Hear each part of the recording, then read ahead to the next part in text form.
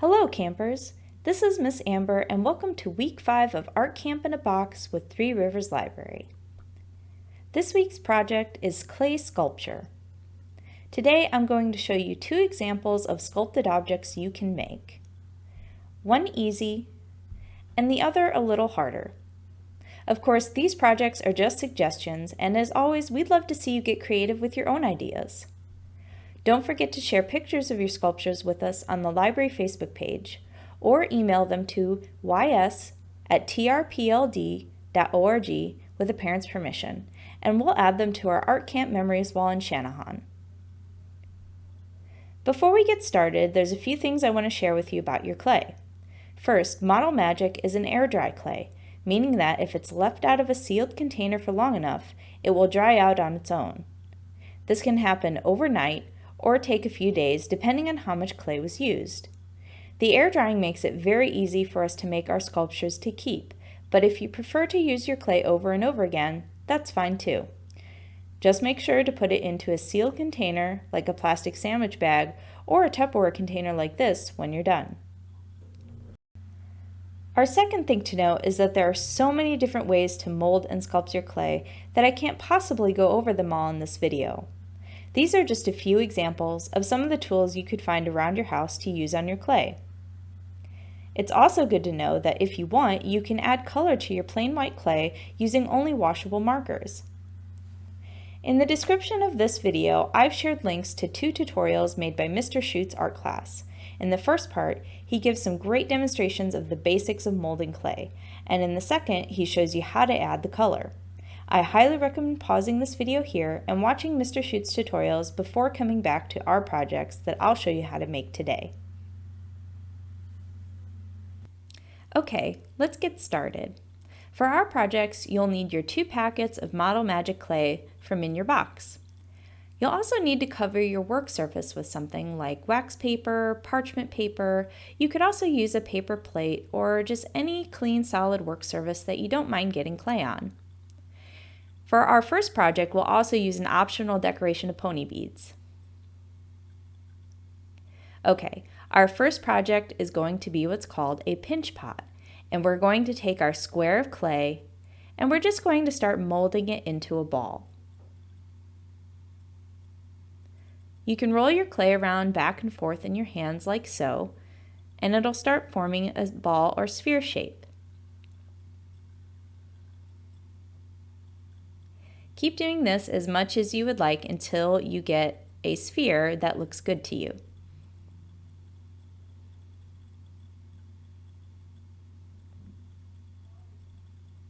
All right, this looks good. Our first step is going to be to take our sphere and we're going to put a thumbprint in it to get the hole in the middle started. I'm just going to use very gentle pressure. And there we go. There's my thumb impression. Now we're going to use a pinching technique using our thumb and forefinger, but you can also use a thumb and 2 fingers if you'd like. And we're just going to start pinching using our thumb on the inside and our fingers on the outside and going around and around like so. As we go around, the thumbprint in the middle is going to become deeper and the walls around the side are going to become higher.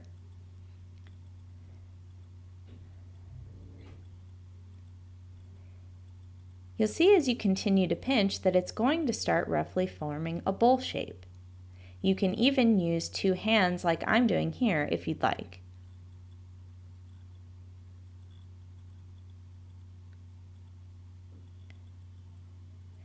We're also going to pinch along the top to just make sure the walls and the thickness of the edges around the walls of the bowl are even. Now we're going to flatten out our bottom, and to do that I'm just going to lay it on my flat surface and just start gently pressing along the bottom of the inside.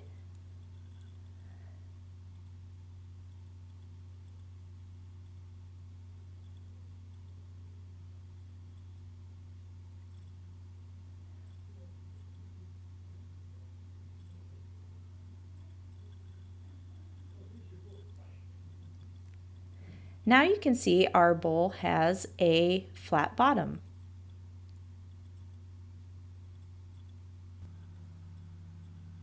Okay, and there's our basic pinch pot. It's all ready to go.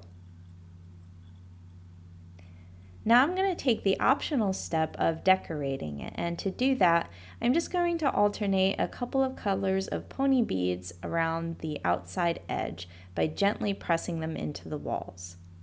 Now you can use beads, you can use and just about anything you want. You can paint this later on when it's dry. You don't have to do it exactly like I'm doing.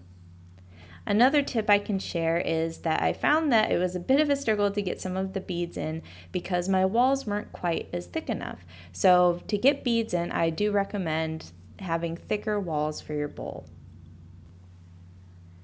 Okay, and now it's all finished. I'm going to set this aside to dry, and it might dry overnight or it might take a couple of days to get completely dry.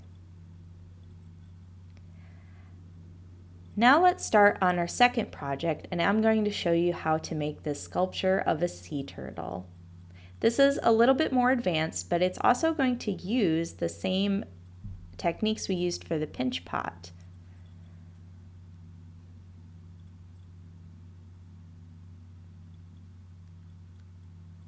First, I'm going to start just like we did with our pinch pot by taking one whole packet of clay and molding it into a ball just like this.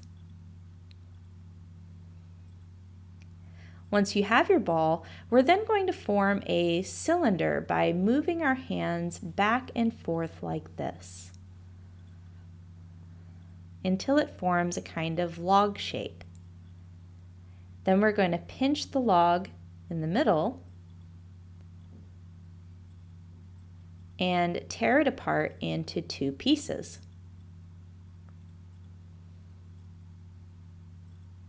And then we're going to shape those two pieces into balls again.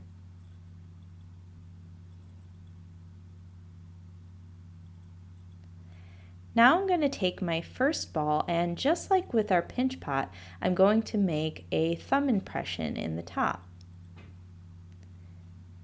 And just like with our pot, I did not put the thumbprint all the way through, so it's not a donut, it's just a thumbprint. And then I'm going to use my pinching fingers to just go around and start making the shell of the turtle.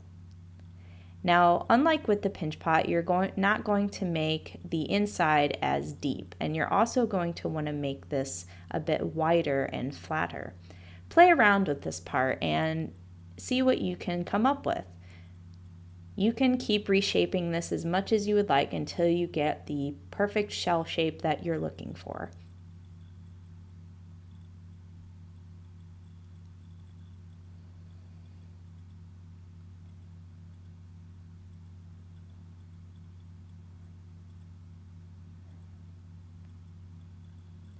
All right, this looks good, so I think I'm going to set this aside for now, after a few little adjustments. But I'm going to set this aside now and get to work on my fins and flippers.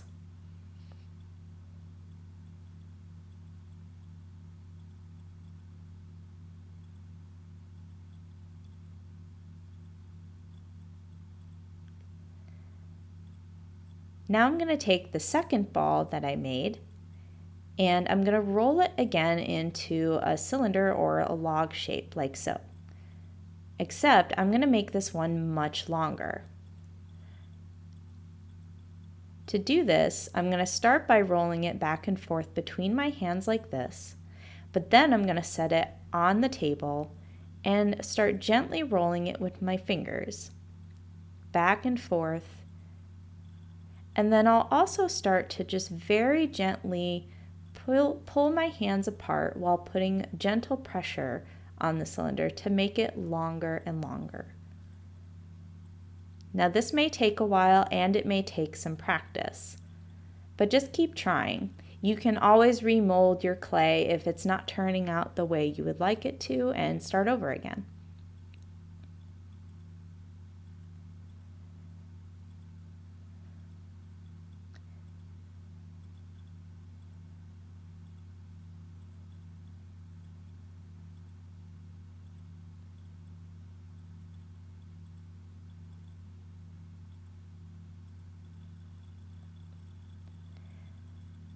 once you have a cylinder or a rope that's about as long as a pen or a pencil, you're going to be in pretty good shape. So now we're going to start tearing it into pieces, and I'm going to start by just taking a section about this long, and that's going to be used for the head of my turtle, and set that aside. And then I'm going to tear off a much smaller piece, and that's going to be for his tail. And now I'm going to separate the remaining part into two halves.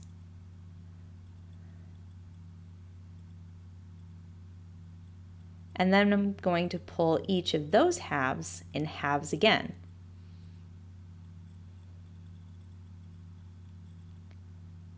This will give me 4 pieces that will become his flippers. Now I'm going to take each of those 4 pieces I just made that will be his flippers and reshape them into balls again.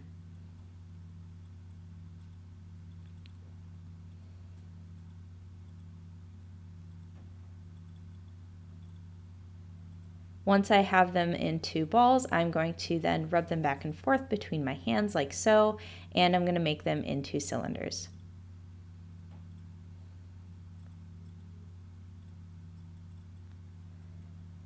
Now I'm going to start attaching these limbs to the shell of my turtle. I'm going to turn the shell over, and I'm going to start with his back flippers. I'm going to gently attach one slightly off to the side, making sure a little bit overlaps on the inside, and then I'm going to just gently press my thumb over the part that connects over and over again to flatten and get it to stick a little bit. And I'm going to do the same thing on the other side.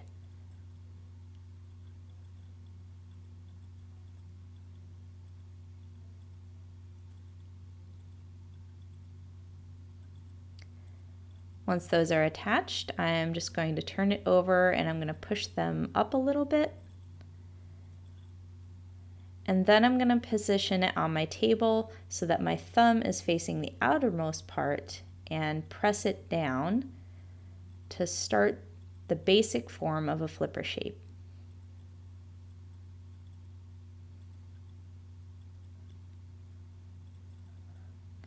Now I'm going to go ahead and attach his front flippers. Don't worry if the flippers don't look like my example turtle just yet, we'll get to shaping a little bit later. Just the same as with the back flippers, I'm going to position one of my front flippers first, and then gently press on the end to attach it with my thumb.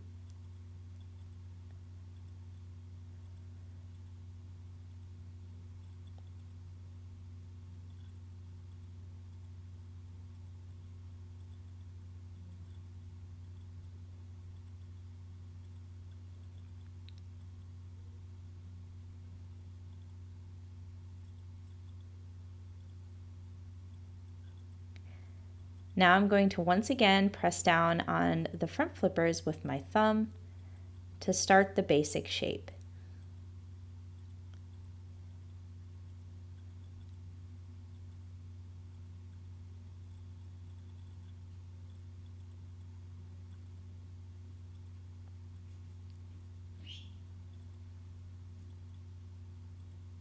Now I'm going to attach the head. Remember this longer piece we tore off from our rope earlier? We're going to take this and form it into a ball again. And then form it into a cylinder again. This is just to clean up that rough edge that we had from tearing it off earlier. Now I'm going to position this between the 2 front flippers and press gently with my thumb to attach.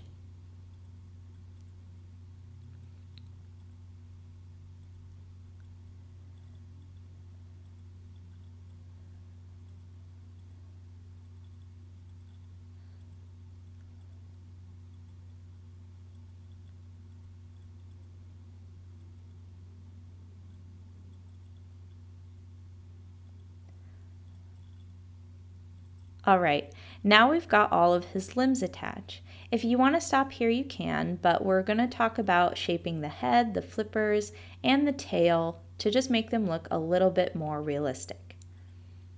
I'm going to start with the front flippers. Sea turtles have a little bit of a bend in their front flippers, so I'm going to just gently pinch in the center and start gently pulling back on the outer half and also forming it into more of a pointed shape.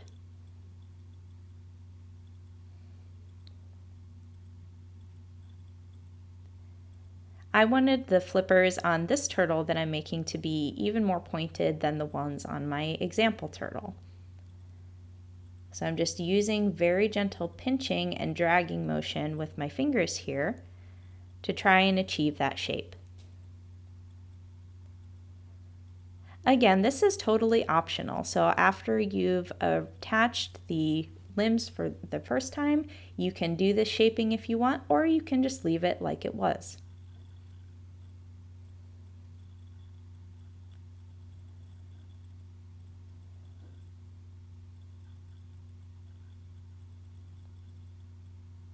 I'm going to start speeding things up a bit here.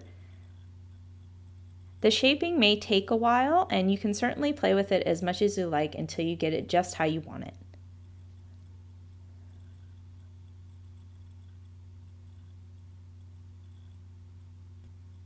Now I'm going to start working on the back flippers. Again, I'm just speeding things up here.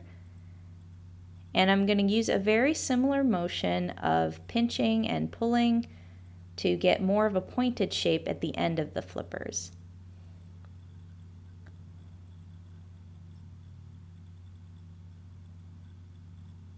I'm also going to spread them out a bit more just to make it look more like he's swimming.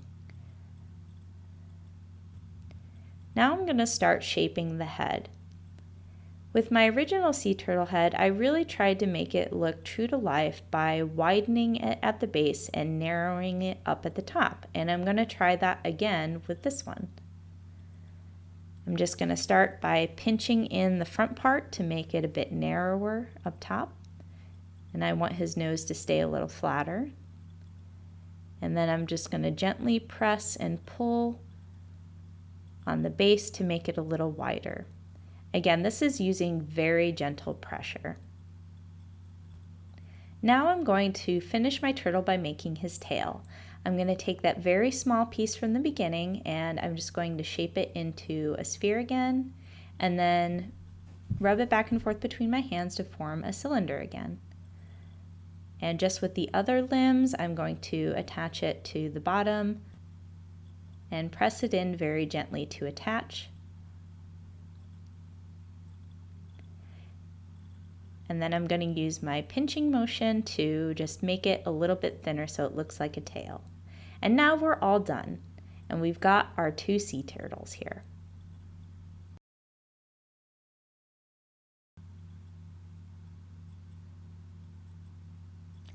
That's all for this week, campers. Next week is our final project, week 6 of Art Camp in a Box, and Miss Katie is going to be showing you how to use watercolors. We look forward to seeing more pictures of your projects. Bye!